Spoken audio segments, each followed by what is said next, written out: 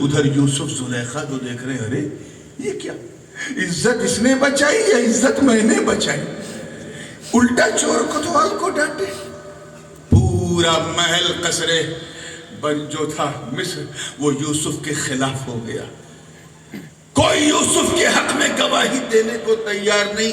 جسے حقیقت پتا تھی وہ بھی زلیخا کا زر خرید غلام تھا، اس کے منہ میں جیسے زبان ہی نہیں۔ سچ جان کے بھی سچ بولنے کو کوئی تیار نہیں۔ حضرت یوسف بے چین و بے قرار ہے، باری تعالیٰ میں نے تیرے خوف سے، تیری جلالت کی وجہ سے، تیرے خوف کی وجہ سے، تیرے تقوی کی وجہ سے میں نے خود کو گناہ سے دور کیا۔ اے اللہ میری عزت تیرے دست قدرت میں ہے، مجھے بچا لے اس فتنے سے۔ یوسف گڑگڑا گڑگڑا کر دعا مانگ رہے ہیں کہ کرشمہ کیا ہوتا ہے۔ قرآن کی آیت بینات پکار اٹھی، وَشَهِدَ شَاهِدٌ مِّنْ أَهْلِهَا إِنْ كَانَ قَمِيصُهُ قُدَّ مِنْ دُبُرٍ فَكَذَبَتْ وَهُوَ مِنَ الصَّادِقِينَ وَإِنْ كَانَ قَمِيصُهُ قُدَّ مِنْ قُبُلٍ فَصَدَقَتْ وَهُوَ مِنَ الْكَاذِبِينَ فَلَمَّا رَأَىٰ قَمِيصَهُ قُدَّ مِنْ دُبُرٍ قَالَ إِنَّهُ مِنْ كَيْدِكُنَّ إِنَّ كَيْدَكُنَّ عَظِيمٌ۔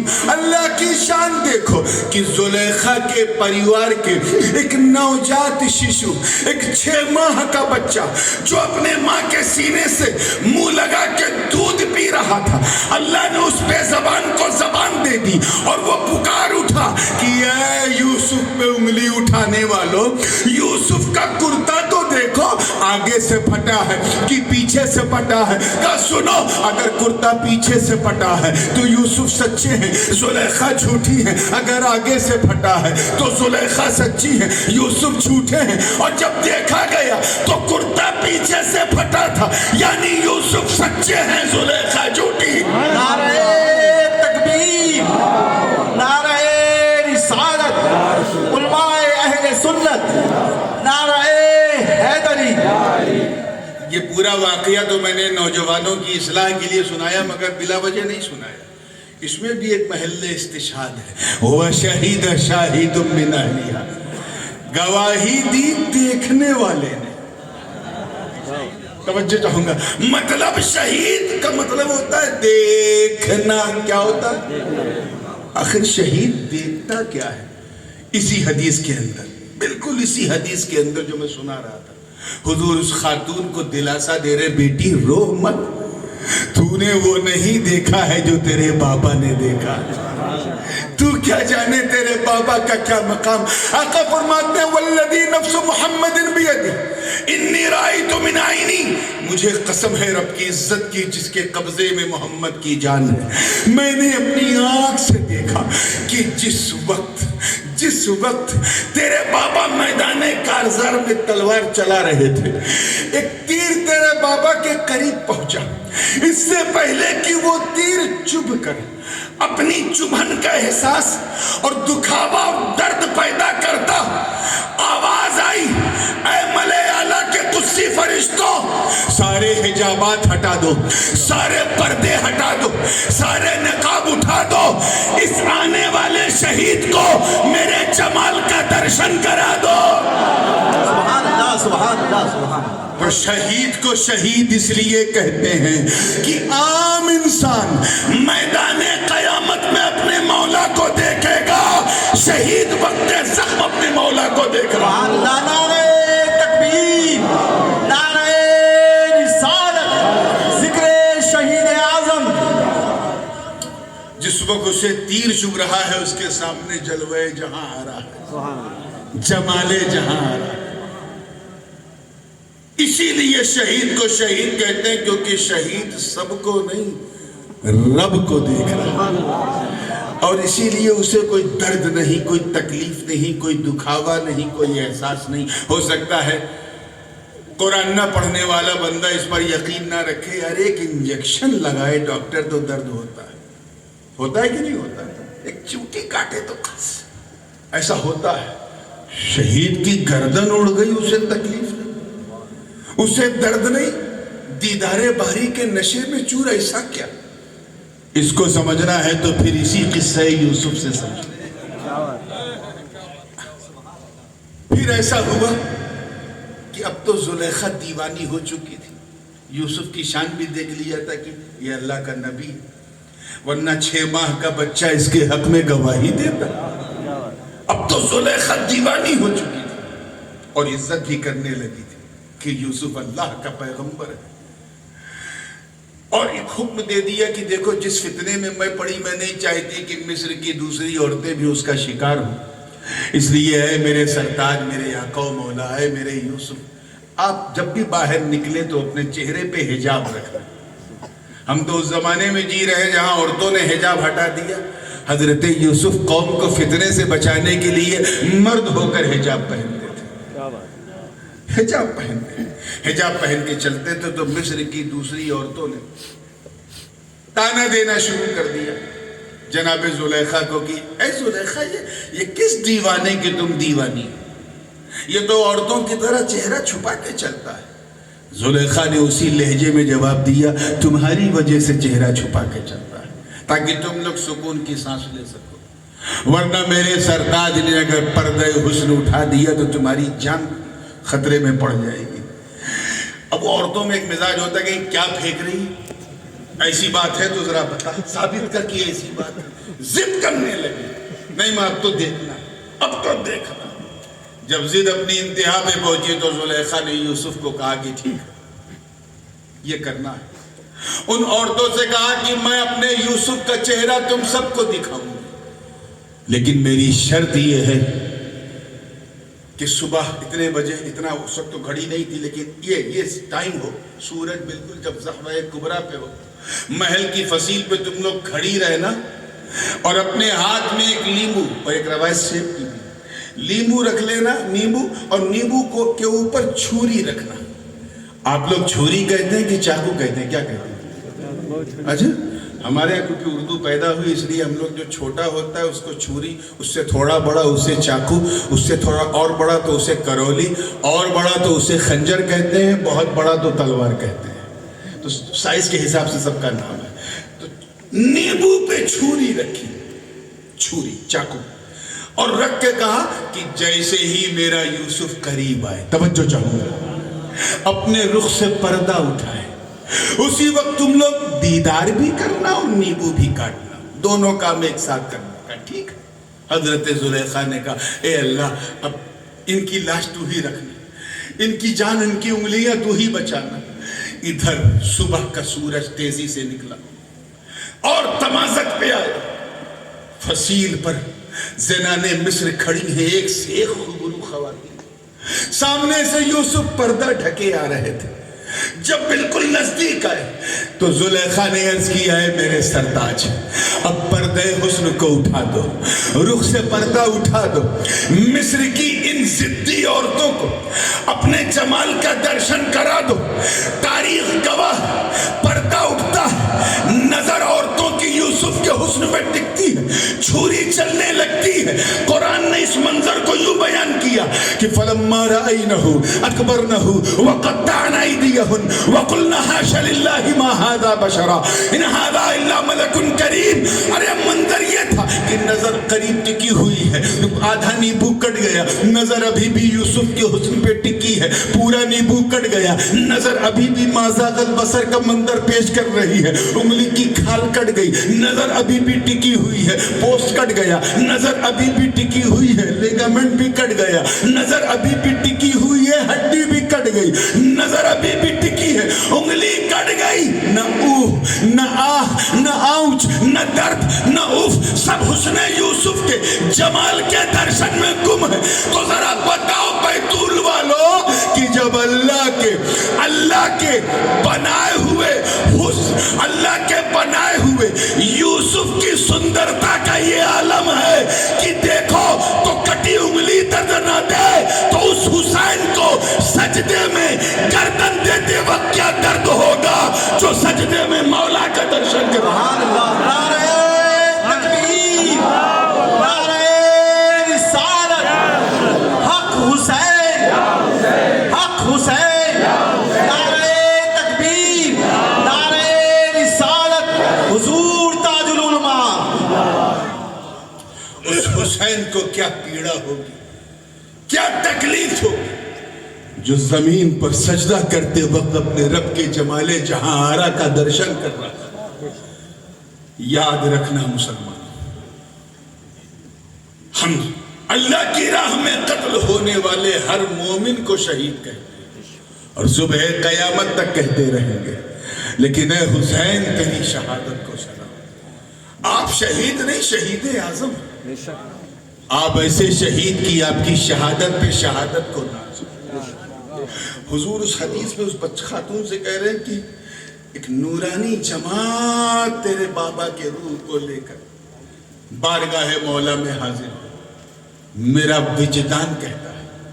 اب جو میں کہنے جا رہا ہوں یہ میں نے کسی کتاب میں نہیں پڑھا، توجہ رہے، ہے نا، کسی آرٹیکل میں، کسی مضمون مقالے میں کہیں نہیں دیکھا ہے، یہ اندر کی جو انتر آتما ہے نا وہاں سے یہ بات نکل رہی ہے۔ میرا وجدان کہتا ہے کہ جس وقت گلوب حسین کٹا ہوگا، جس وقت روح حسین نے قفس عنصری چھوڑا ہوگا، جس وقت حسین درشن کے مستی میں مست ہوں گے، اس وقت حسین کی روح کو لے کر اسرائیل نہیں، کوئی فرشتہ نہیں، بلکہ میرا یقین کہتا کہ اس روح کو لے کر حسین کے نانا گئے ہوں گے اور اپنے مولا کی بارگاہ میں پیش کر کے یہی کہا ہوگا، اے اللہ تو نے مجھے سب کچھ دیا، کوئی کمی نہیں رکھی، مجھے جاہ و جلال دیا، فضل و کمال دیا، حسن و جمال دیا، جود و نوال دیا، امامت و قیادت و سیادت و شرافت و نجابت و ولایت و حمایت دیا، مجھے نبیوں کا سلطان بنایا، میری وجہ سے تو نے تخلیق کائنات کیا، مجھے زہرا جیسی بیٹی، حسنین جیسے نواسے، علی جیسا بھائی، ابو بکر و عمر جیسے ساتھی مجھے دیے، اے اللہ تو نے سارے نبیوں کا سردار بنایا، اپنی معراج کروایا، سارے انبیاء کی مجھ سے امامت کروائی، تو نے مجھے رفعت دی، فضیلت دی، امامت دی، بلندی دی، سب کچھ دیا، بس ایک شہادت میرے حصے کی باقی تھی، یہ بس باقی تھا، اے اللہ میں تجھے کیا دے سکتا ہوں، بس ان سب کے بدلے میں میرے مالک میں تیرے بارگاہ میں حسین کو لے کے آیا۔ سبحان اللہ، سبحان اللہ، اسے قبول کر لے، یہ حسین کی گردن نہیں، نبی کی گردن کٹی تھی، نبی نے جانتی تھی، چہرہ حسین کا تھا، جلوہ مصطفیٰ کا تھا، ورنہ کوئی ایسا وصف نہیں جس وصف سے میرے آقا متصف نہ ہو۔ شہادت بذریعہ حسین آقا نے عطا کی، اور یہ شہادت مقرر تھی، متعین تھی، اسی لیے بچپن سے حسین کو پتا تھا، بچپن سے پتا تھا، حسین کی وماں کو پتا تھا، حسین کے نانا کو پتا تھا، بابا کو پتا تھا کہ میں خاص مقصد کے لیے پیدا کیا گیا ہوں۔ تاریخ گواہ، حدیث کے الفاظ شاہد ہیں، جامع ترمذی کی حدیث ہے کہ ایک دن حضور اپنے منبر پہ بیٹھے تھے، کھڑے ہو کے جمعہ کا خطبہ دے رہے ہیں، جمعہ کا، کون سا زور سے بولو، جمعہ کا خطبہ، یہ میں اس لیے کہلوا رہا ہوں تاکہ تم سمجھو کہ جمعہ کا خطبہ کتنا اہم ہوتا ہے، باادب اسے سنا جاتا ہے۔ حضور جمعہ کا خطبہ دے رہے ہیں، اچانک لال لال سرخ سرخ کپڑوں میں حسن حسین باہر آئے، مسجد نبوی میں داخل ہو گئے، لوگ راستہ دیتے گئے، پہلی صف تک پہنچ گئے، کوئی دوسرا امام ہوتا تو اشارہ کر کے کہتا میرے بچوں کو بیٹھا لو، میں خطبہ دے رہا ہوں، مگر حسن حسین کی عظمت پر میرے ماں باپ قربان، سرکار نے خطبہ روک دیا، he stopped giving lecture، روک دیا، اور جو ممبر کا زینہ ہوتا ہے اس سے اتر کر حسن حسین کو اپنی آغوش میں لے لیا اور بغل میں بٹھا کے پھر خطبہ دینے لگے۔ اب وہاں کسی اور کا خطبہ نہیں، حسنین کا خطبہ پڑھا جا رہا، اور فرما رہے ہیں ہذان ابنائے، یہ دونوں میرے بچے ہیں، اللہم انی احبہما واحب من یحبہما، میں ان سے محبت کرتا ہوں اور ان سے بھی کروں گا جو ان سے محبت کرے گا، وعدہ تھا کہ ان سے بھی کروں گا جو ان سے محبت کرے گا۔ اسی لیے جو لوگ رخصت پہ عمل کر کے کربلا نہیں گئے وہ بھی اس حق پہ ہیں، لیکن جو عزیمت پر عمل کر کے حسین کے ساتھ دشت کربلا پہنچے ان کی شان کسی سے کم نہیں ہے میرے دوستو۔ تاریخ گواہ، آقا حسین کو جب سب کچھ کلیئر ہو گیا کہ اب کیا ہونے والا ہے، مار کے کربلا کا پورا سین ان کے سامنے آ گیا تھا۔ واقعہ آپ سنتے آ رہے ہیں، جس طرف میں اشارہ کرنا چاہتا ہوں اللہ کرے وہ بات سمجھ میں آ جائے، تاکہ حسینیوں کو پتہ تو چلے کہ ہم کتنے خوش نصیب ہیں، ہے کہ نہیں؟ مکے سے کن حالات میں مدینے سے مکہ پہنچے آپ سنتے آئے ہیں، کن حالات میں مکہ سے کربلا تک پہنچے وہ بھی آپ سنتے آئے ہیں۔ راستے میں جناب حور کا قافلہ ملا جس نے اشارہ کر دیا کہ اب اور آگے مت جائیں، کوفہ میں سب کچھ لٹ چکا ہے، سب کچھ لٹ چکا ہے۔ آپ کے سفیر مسلم بن عقیل کو بھی شہید کر دیا، ان کے بچوں کو بھی شہید کر دیا۔ برائے کرم اب کوفہ نہیں، ادھر سے مڑ جائیں۔ حسین کا قافلہ مڑا اور چلتے چلتے چلتے چلتے حسین ایک مقام پہ پہنچے۔ وہاں ایک راہگیر سے پوچھا کہ یہ کون سی جگہ ہے؟ اس نے کہا یہ جبل ماریہ ہے۔ حسین اور آگے پہنچے، ریگستان ملا، پوچھا یہ کون سی جگہ ہے؟ کہا یہ طف ہے، اسے کوہ آجا بھی کہتے ہیں، نہر فرات بغل میں ہے، اس نسبت سے اسے کربلا بھی کہتے ہیں۔ حسین وہیں رک گئے، فرمایا ہادی ارض کرب و بلا، ارض سفک الدماء، یہ کرب اور بلا کی زمین ہے، خون بہانے والی زمین ہے۔ حسین کو جانی پہچانی نظر آنے لگی وہ زمین۔ نہ جانے کتنی بار خواب میں اس زمین کو دیکھا تو وہیں اپنا خیمہ لگا لیا۔ 7 محرم تھی، ابن زیاد نے ابن سعد کو 22,000 لشکر کے ساتھ کربلا کی طرف روانہ کر دیا، اور لشکر نے پہنچتے ہی سب سے پہلے پانی پہ پابندی لگا دی، پورے علاقے کا حصار کر لیا، محاصرہ کر لیا، کہیں سے کوئی ایک ڈراپ آف واٹر بھی نہ ملے۔ اسی کیفیت میں 7 تاریخ گزری، اسی کیفیت میں 8، اسی میں 9 کی شب ہے میرے دوستو، بڑی نازک شب ہے، بڑی عجیب شب ہے۔ حسین نے اپنے چاہنے والوں کو اکٹھا کیا اور سب سے فرمایا اے میرے چاہنے والوں، میں تم سب کا حق معاف کرتا ہوں، ان کا بھی جو میرے ساتھ نہیں آئے اور ان کا جو میرا ساتھ آج تک دے رہے۔ میں علی کا بیٹا، نبی کا نواسا، فاطمہ کا دودھ میری رگوں میں، علی کا خون میری رگوں میں، مصطفیٰ کا نور میری رگوں میں تم سب کو خوشخبری سنا رہا ہوں کہ انشاءاللہ تعالی یہ جو پیاس ہے نا اسے اور برداشت کر لو، کوثر کا جام تمہیں نانا جان کے ساتھ میں پلواؤں گا۔ لیکن ایک اپیل بھی تم سب سے کرتا ہوں کہ کل یوم عاشورہ ہے، بڑا مہان دن ہے، یہ وہ دن ہے جس دن ہر بڑے کام ہوئے۔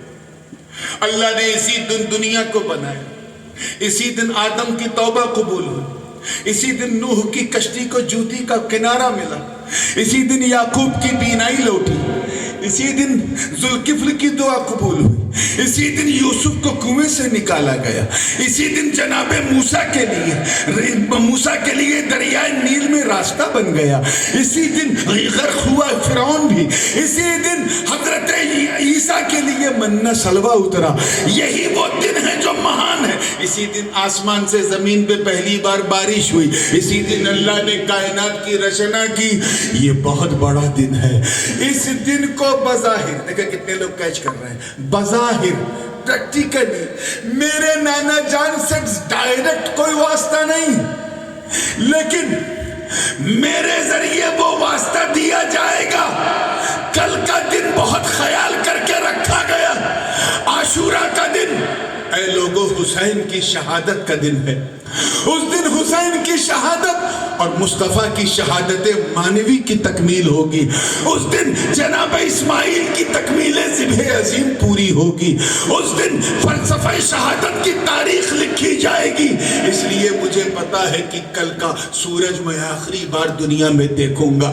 اے لوگوں، میں تم سب کو اجازت دے رہا ہوں، رات کا دوسرا پہر شروع ہونے والا ہے۔ خاموشی سے اپنے اپنے گھروں کی طرف لوٹ جاؤ۔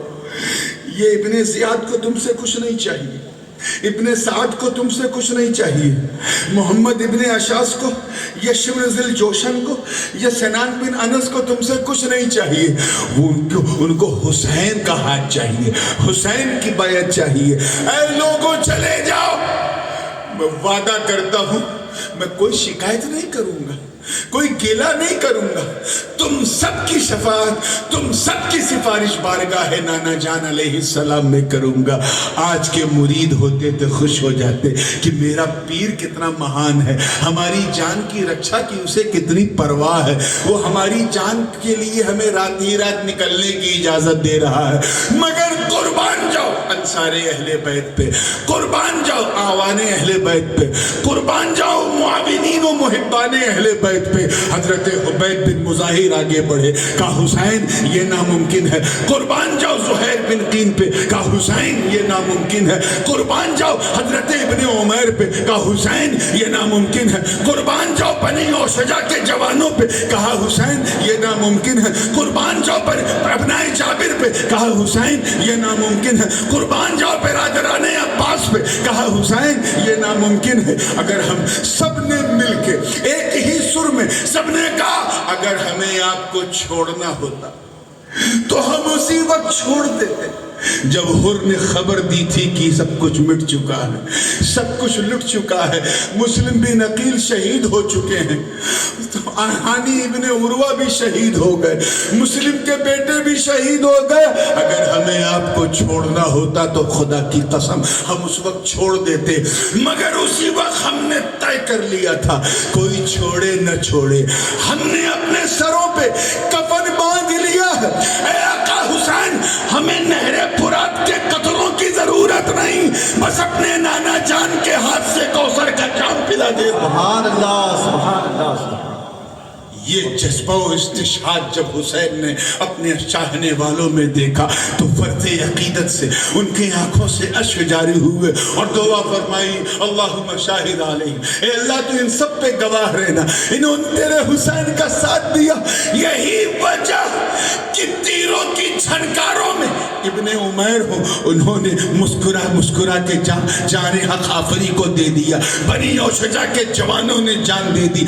ایسا لگ رہا تھا جیسے سب میں ہوڑ مچی تھی، کون حسین کے نانا سے کوثر کا جام پہلے پیتا ہے؟ ابن عمیر نے سب سے پہلے پیا، پھر حبیب بن مظاہر نے پیا، پھر بنی اوشجا کے جوانوں نے پیا، زہیر بن قین نے پیا، ایک ایک کر کے یوم عاشورہ کا سورج سب کی شہادتوں کا گواہ بنتا رہا۔ ابن سعد جو حضرت سعد ابن ابی وقاص کا بیٹا، ایک نیک باپ کا گھٹیا بیٹا، ایک شاندار باپ کا بیکار بیٹا، ایک بے لوث باپ کا لالچی بیٹا، باپ ایسا تھا جس نے غزوہ احد میں حضور کے سامنے کھڑے ہو کر کافروں سے کہا کہ اگر تیر مارنا ہے تو حضور کے غلام سعد پر تیر مار، میرے مصطفیٰ پہ تیر نہ مار۔ اور یہ جذبہ جب حضور نے دیکھا اور پیچھے سے تیر دے رہے ہیں تو کہہ رہے ہیں اے سعد تو میرے لیے میرے آگے کھڑا ہے تاکہ کوئی تیر مجھے نہ لگے۔ مشکات کی حدیث گواہ ہے، حضور فرماتے ہیں کہ کائنات کا ہر مسلمان اپنے ماں باپ کو مجھ پہ قربان کرتا ہے، مگر اے زمین و آسمان گواہ ہو جاؤ فدا کا ابی و امی یا سعد، محمد کے ماں باپ تجھ پہ قربان ہے۔ سبحان اللہ، نعرہ تکبیر، نعرہ رسالت، ہر صحابی نبی، نعرہ تکبیر، نعرہ رسالت۔ کتنے جلیل القدر صحابی اور ان کا یہ گھٹیا بیٹا صرف رے کی گورنری کے چکر میں بھول گیا کہ جس پر سختی کر رہے ہیں وہ تو جنت کے راجہ ہیں، جنتی نوجوانوں کے سلطان ہیں۔ اتہاس گواہ ہے اس نے پہلا تیر خیمہ حسینی پہ مارا، گھر والے ایک ایک کر کے شروع ہو گئے قتل ہونا۔ قاسم بن حسن کی جوانی کو لوٹ لیا گیا، علی اکبر کا لاشا اسلحہ کر دیا گیا، علی اصغر ننھے علی اصغر کو لہو لہان کر دیا۔ سکینہ اپنے لیے نہیں، صرف اور صرف اپنے علی اصغر کے لیے دامن عباس جھجوڑ کے کہتی ہے چچا جان الاتش الاتش، اے چچا بس پیاس दिन गुजर गए, हलक से एक बूंद पानी नहीं उतरा। चचा आप तो बहुत बहादुर हो। बावफा अब्बास, आपकी वालिदा उम्मे जनीन के साथ मेरे दादा अली ने इसलिए शादी की थी कि उन्हें पता था कि जिस कबीले की आपकी वालिदा है, उस कबीले की औरतें बहादुर बच्चों को जन्म देती। आपसे बड़ा बहादुर तो इस करबला के रण ने देखा नहीं। ऐ अब्बास जाओ, ऐ चचा जान पानी ले आओ। इतना कहना था हजरत अब्बास ने न आओ देखा न ताओ देखा। इब्ने जरीर तबरी की तारीख उठा के देखो, इब्ने हिशाम को उठा के देखो, इब्ने खल्दून पढ़ो, अल बिनाया व निहाया पढ़ो, या फिर इन नाम नेहाद अहले हदीसों को भी पढ़ लो, शौकानी को पढ़ो, इब्ने कसीर को पढ़ो। सब ने वफादारी अब्बास की दास्तान रकम की है। सब लिखते हैं कि अब्बास ने घोड़े की लगाम को खींचा और एक ही झटके में नहरे फुरात की तरफ पहुंच गए। जैसे ही मशकीजे से पानी निकालने का ख्याल आया, फौरन सोचा कि हम तो प्यासे हैं, हमारा घोड़ा भी तो प्यासा है। मशकीजा तो भर चुका था, लेकिन सैयदों को अपने जानवर की प्यास का ख्याल आ गया। हमारा घोड़ा भी तो 3 दिन से प्यासा है, चलो इसे पानी पिला दे। मुअर्रिख लिखता है अल बिनाया व, बल्कि तारीखुल खलफा में हजरत इमाम जलालुद्दीन सयूती ने इस वाक़े को नकल किया कि अब्बास के घोड़े ने जैसे ही सतह आप पर मुंह लगाया, उसे हुसैन की प्यास याद आ गई। मुंह हटा लिया, पानी नहीं पिया उसने। गोया मुंह हटा करके वो यजीदियों को मैसेज दे रहा है, ऐ यजीदियों, तुमसे अच्छे तो सैयदों के जानवर हैं, जो जिम्मेदारी भी जानते हैं, वफादारी भी जानते हैं। तुम तो कहीं के न गुजरे। हजरत अब्बास ने पानी भरा मगर खुद न पिया, क्योंकि सुकैना प्यासी। खुद न पिया क्योंकि अली असगर प्यासे हैं। पानी लेके आगे बढ़े। जो लोग करबला शरीफ गए उन्होंने देखा होगा कि तुर्कों ने आप उस जगह पर जहां हजरत अब्बास का हाथ गिरा था वहां निशान बना दिया, एक गुंबद नुमा, ताकि उसकी बेहुरमत न हो। हजरत अब्बास पानी लेके जा रहे, सामने से खोली और हुरमला जो तीर पर मामूर थे, उन्होंने तीर बरसाना शुरू कर दिया और सबने जोर से कहा, पानी अगर अंदर चला गया तो कोई हुसैन की ताब नहीं ला सकेगा। सबको पता था अली का बेटा है, इसे हराना असंभव है। पानी को रोक दो। सबने पानी को रोकने के लिए अब्बास के ऊपर तीरों की बरसात कर दी। एक तीर दाहिने बाजू पे लगा, दाहिना बाजू कट के गिर गया। अब्बास ने मशकीजे को बाएं बाजू में पकड़ लिया। एक जालिम ने बायां बाजू काट दिया। हजरत अब्बास ने मशकीजों को बचाते हुए अपने दांतों से दबा दिया। इतने में एक नाहंजार तीर गर्दन की तरफ चला, जो मशकीजे को चीरता हुआ हजरत अब्बास के गर्दन से चुभ गया। रूह अब्बास कफ़स अंसुरी से परवास कर गई। इन्ना लिल्लाहि व इन्ना इलैहि राजिऊन। उधर बैठे बैठे हुसैन देख रहे और ज़बाने हाल से गोया ये कह रहे हो, ऐ अब्बास तेरी वफादारी को सलाम, ऐ अब्बास तेरी हक़शारी को सलाम, ऐ अब्बास तेरे ग़ज़ा और वफ़ा को सलाम, ऐ अब्बास घबरा मत। वो देख नाना जान, भैया हसन सब तेरा इंतजार कर रहे हैं। जा अब नाना के हाथ से जी भर के कौसर का जाम पीना। शाम गरीबा बिल्कुल नजदीक थी। हजरत अली असगर की शहादत के बाद तो मानो सब कुछ खत्म हो चुका था। अब बारी हुसैन की आने वाली थी। ये एक ऐसा चैप्टर है मेरे दोस्तों, जिसे जितनी तफसील से बयान किया जाए उतना ही हुसैनी के दिल की धड़कन बढ़ती है। ये मुझे जब भी कभी मैं अगली बार आऊँ, बराए करम मुझे ज़रूर याद दिलाइएगा कि मैंने कहाँ बात को छोड़ा था।